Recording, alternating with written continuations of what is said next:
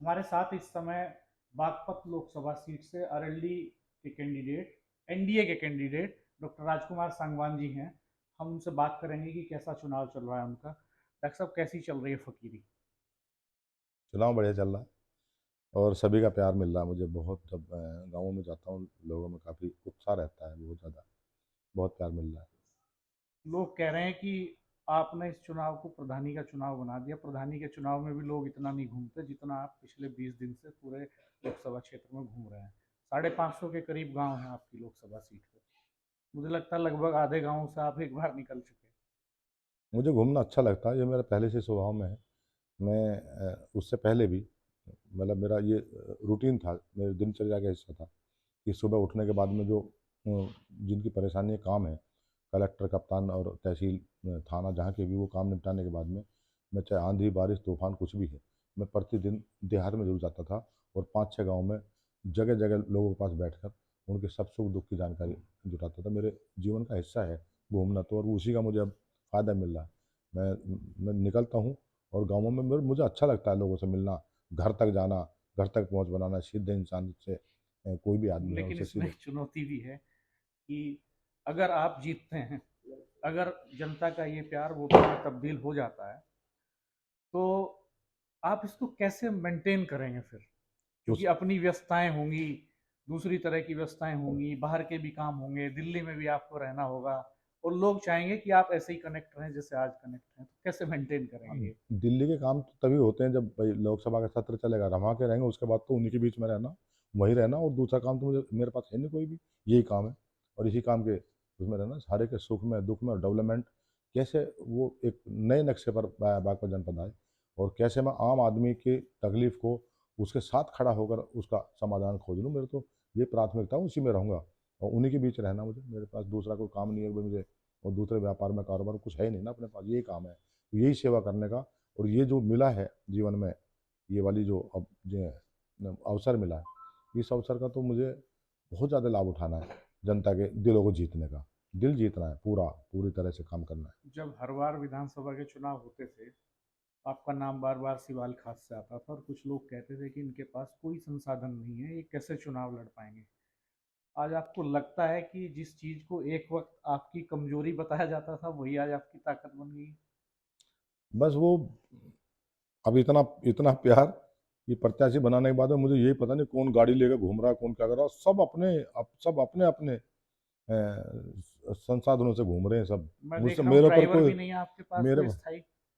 Driver नहीं, गाड़ी नहीं कोई भी अपने पास तो, आ, जो जिसने, आपकी जो गाड़ी अब चलाते हैं वो भी पोस्ट ग्रेजुएट हैं? हाँ नहीं, वो तो अपने भाई परिवार के भाई खड़े हैं, मतलब जहाँ जी। वही खड़े हैं अपने, सब लग रहे हैं, मतलब अपना मन से लग रहे हैं सब। जिसके पास गाड़ी है, जिसके पास मोटरसाइकिल है, जिसके पास तांगा है, जिसके पास बुग्गी है, सब ट्रैक्टर है, अपने हिसाब से सब लग रहे हैं चुनाव में। आपको मुझे क्या पता ही लगता नहीं है, चल आपने रहा। पल्स ले लिया है, अब क्या रिजल्ट होने जा रहा रिजल्ट तो बहुत बेहतर होने जा रहा है। है? कोई आपको, आपने कुछ अनुमान लगाया हो? लोग कहते हैं कि इतना इतना इतना क्लेम करना, आप कोई दावा करेंगे ऐसा कि कितने से देखो, आप मुझे जीत पाएंगे? मुझे तो बागपत लोकसभा क्षेत्र में इस चुनाव में दूसरा कोई प्रत्याशी मुझे इस तरह का नज़र ही नहीं आ रहा है, क्योंकि मैं तो 24 घंटे सेवा वाला आदमी हूँ, सेवक हूँ। अब जो दूसरे आएंगे तो चुनाव लड़ने आएंगे, वो जनता को क्या दे पाएंगे? जनता तो समझ रही है ना कि वो जो आएंगे, अब राजनीतिक दल है, चुनाव तो लड़ाएंगे, आप लेकिन जो, नामांकन कब दाखिल कर रहे हैं? मैं 1 तारीख को नामांकन दाखिल करूँगा। मुहूर्त निकलवा लिया आपने? मुहूर्त मुहूर्त का मैं तो कभी इस तरफ कभी ध्यान दिया ही नहीं। अच्छा। हाँ, जो, कार्यकर्ताओं ने कहा एक में हाँ नामांकन सबने दाखिल कहा, कीजिए, हाँ आपने जो एक पे सबने फाइनल सबने कर कह दिया। दिया तो भाई पहले वो कर लो, उसके बाद फिर मीटिंगें लगी हुई हैं एक्चुअल में, जी। जो कार्यक्रम बड़े नेताओं के लगे हुए हैं, जी। तो उसके बाद मुझे उसमें व्यस्त रहना पड़ेगा, समय भी नहीं मिलेगा। जी। इसलिए, क्योंकि अब 30 तारीख को मुख्यमंत्री जी का कार्यक्रम होना था, वो हालांकि पोस्टपोन हो गया है। मुद्रानगर में होना था उनका प्रभु सम्मेलन, अब कोई बड़ी मीटिंग करेंगे वो। और 31 को प्रधानमंत्री जी की रैली है, उसमें व्यस्त रहेंगे हम। फिर चौधरी जैन जी की रैलियाँ हैं, 2 तारीख को, 4 तारीख को, अभी जो प्रस्तावित है। इसलिए मेरे पास ये 1 तारीख बच रही थी, तो मैंने कहा इसका इसका ही मैं आप सदुपयोग करूँ। पीएचडी हैं, आप प्रोफेसर रहे, आपने विधायक बनने का सपना बुना, पॉलिटिक्स शुरू की, कभी लोकसभा का भी सपना आपने देखा? सोचा भी नहीं था, कभी मन में ख्याल भी नहीं आया। और ऐसी जगह पे तो मतलब सोच भी नहीं सकते थे हम, ये तो हमारे लिए सोचना ही पाप था। तो जो हमारे नेता की कर्म भूमि हो और उनका स्थान हो, उनकी सीट हो, तो उसके बारे में सोचना हमारे लिए तो बड़ा मतलब ये तो सोच भी नहीं सकते थे हम।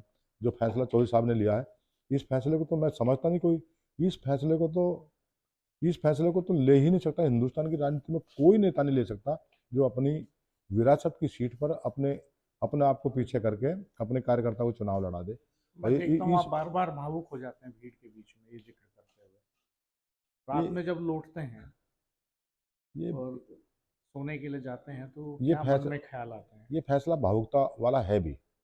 ये इसलिए भावुकता वाला फैसला है कि जहाँ का प्रतिनिधित्व स्वर्गीय चौधरी चरण सिंह जी ने किया हो, जो गांव के गरीब के किसानों के, अब जिनको अभी भारत रत्न से भारत सरकार ने अभी सम्मानित किया है, मतलब जहाँ के नेता वहाँ वो रहे हों, उनकी कर्म भूमि रही हो।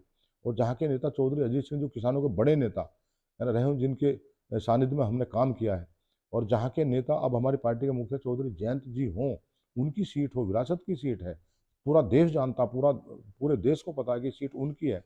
अपनी सीट पर अपने किसी कार्यकर्ता और सामान्य कार्यकर्ता को चुनाव लड़ाना, ये बहुत बड़ा फैसला हिंदुस्तान की आपकी राजनीति में नहीं ले सकता कोई इतना आपकी बड़ा अपने फैसला। नेता से इस बीच कोई मुलाकात हुई है नहीं मेरी टिकट के बाद?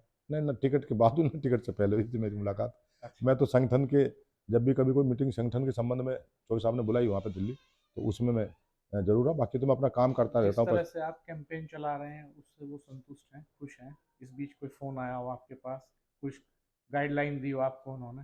और उनको चौधरी साहब को भरोसा है, जो उनको भरोसा है कि मैंने सही ये जो कर फैसला रहे हैं, लिया। ये जो कर रहे हैं, ये सही करेंगे, बेहतर करेंगे। कोई गुंजाइश उसमें छोड़ेंगे नहीं प्रचार में प्रसार में। तो हमसे बातचीत करने के लिए बहुत शुक्रिया। आप प्रचार के लिए निकलने वाले हैं, सुबह 7 बजे आपकी दिनचर्या शुरू हो जाती है। बहुत बहुत धन्यवाद। थैंक यू, धन्यवाद।